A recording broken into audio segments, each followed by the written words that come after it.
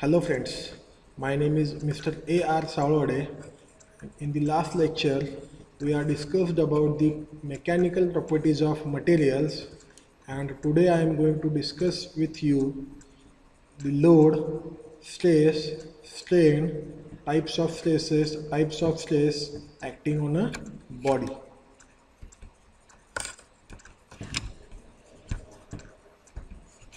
First point is load. Load is defined as the set of external forces acting on a mechanism or engineering structure which arise from service conditions in which the components work. Common loads in engineering applications are tension and compressions. Means if you consider any machine part which is under working condition, there are a number of loads acting on that body such as tensile, compressive, shear, torsion, etc. etc. And basic two loads are tension and compression. Tension means direct pull. Example of tension is force present in lifting of hoist, means crane. Compression means direct push. Example, force acting on pillar of building, that is compressive. And there is a sign convention for tension and compression. Always tensile forces are considered as a positive and compressive forces are considered as a negative forces. These are the sign conventions for tensile and compressive forces. Next, load. Direct or axial load. Direct or axial loads are divided into two types. First is a tensile load and a compressive load. The word axial itself defines that the load is acting on an axis of a body. That is, the definition is when the load whose line of action is coincide with the axis of body, then it is called as direct load. म्हणजेच कोणतीही तुम्ही body consider केला त्या बॉडीच्या बरोबर सेंटरमधून load जर पास होत असेल तर त्याला आपण डायरेक्ट किंवा ॲक्सियल लोड असं म्हणू शकतो. याच्यामध्ये परत दोन टाईप्स आहेत. It is classified into two types, tensile load and compressive load. Tensile load, when two equal and opposite pull axially applied on the body, then it is called as a tensile load. In that figure, tensile loading is shown. Equal and opposite forces are acting on that body. Second type is compressive load. When two equal and opposite push is axially applied on the body, then it is called as compressive load. That compressive load is also shown in your figure. Two equal and opposite push forces are applied on that body. Next load is eccentric load. We have first discussed about the axial or direct load. Second type is the eccentric. Eccentric means line of force does not coincide with the axis of the body. In that diagram there is shown force P is not passes from the axis of body. Definition is when the load whose line of action is coincide with the axis of body, then it is called as the direct load. But in case of eccentric load, the load which does not coincide the axis of body, means that load is passes away from the axis of body, that load is known as the eccentric load. Shear load. When the load acts tangential to the plane under, then it is called as the shear load. That means if we are applying tangential force on any body, then it is called as the shear load. Tangential means perpendicular to its any surface. Stress. When a material is subjected to external force, a resisting force is set up within the component. This internal resisting force per unit area is called as stress, and the SI unit is Newton per millimeter square, Newton per meter square, or Pascal. means internal resistance offered by a body is known as the stress. In engineering applications, we use original cross section of component or specimen. Stress is defined as normally force upon area. Force is denoted by P, area is denoted by A, and stress is denoted by sigma.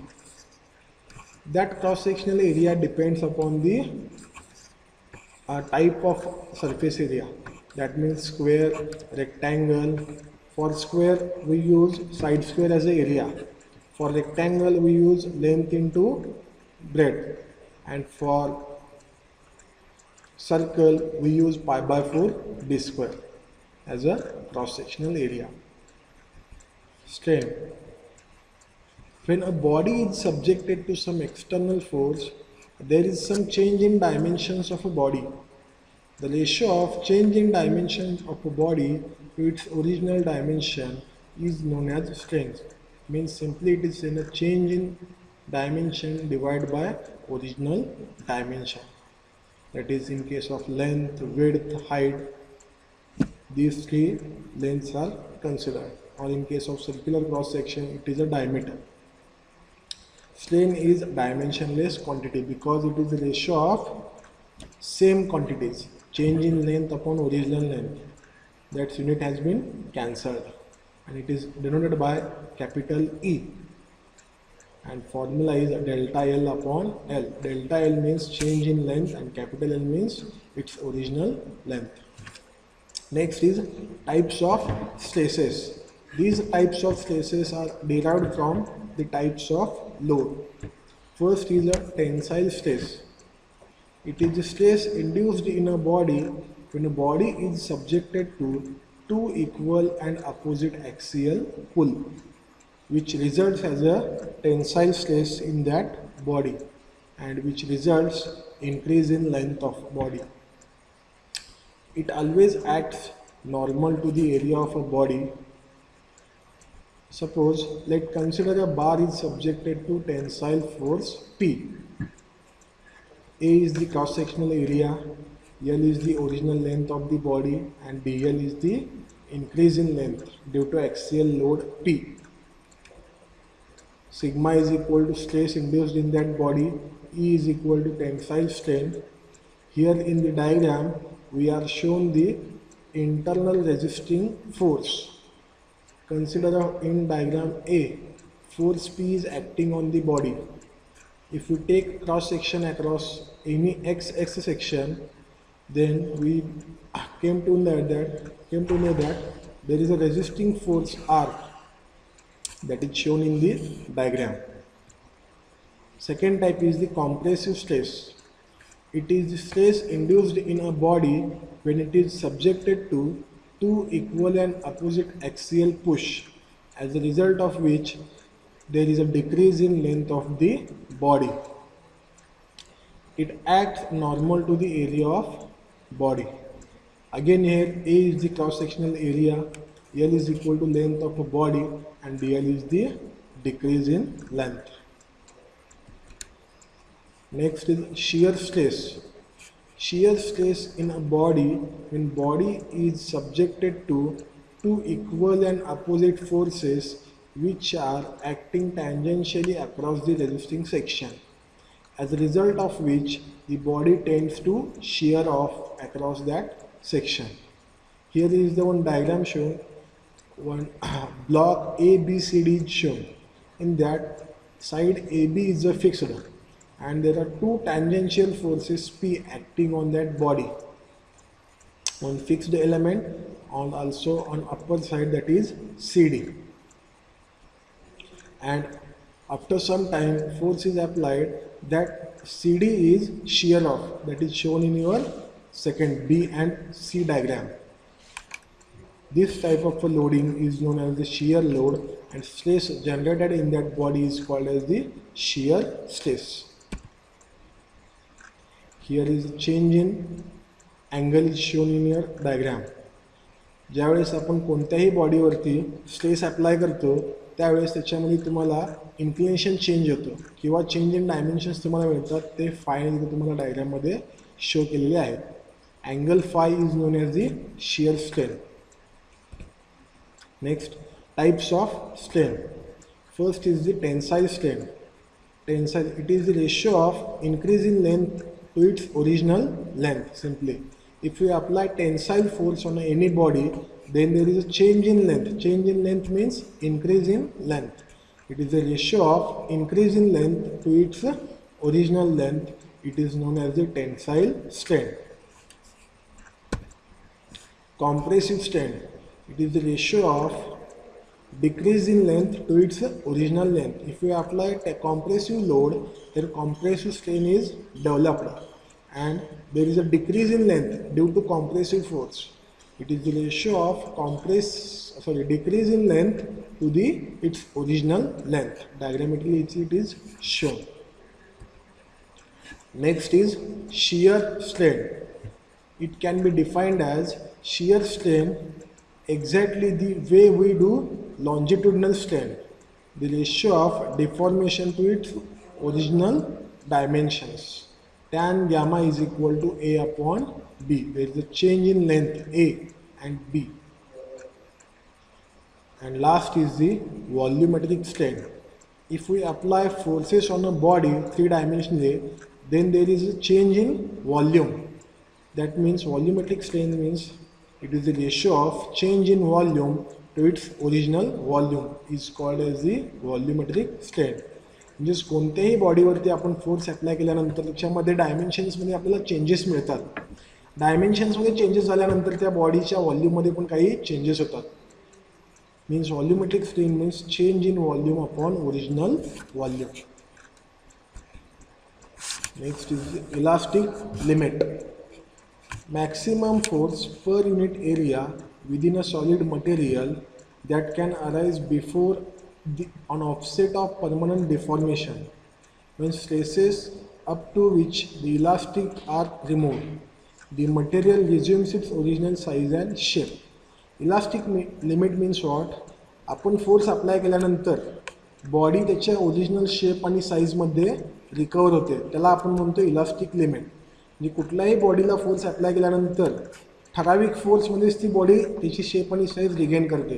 जर आपण maximum force apply केला तर तो जो काय force असणार आहे तो इलास्टिक लिमिटचा बाहेरचा फोर्स असेल, म्हणजे मोर दॅन इट.